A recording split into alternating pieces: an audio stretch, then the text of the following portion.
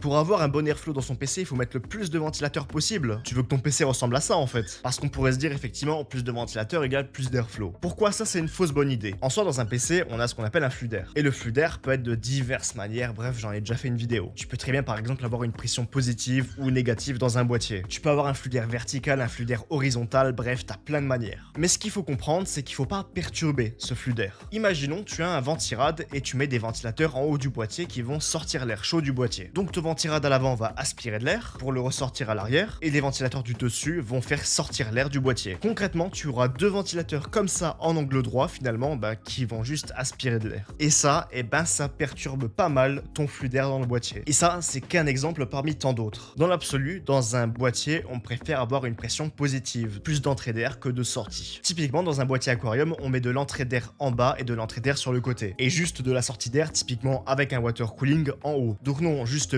bourriner son PC de ventilateur comme ça sans réfléchir à la manière dont on les met, c'est pas forcément idéal.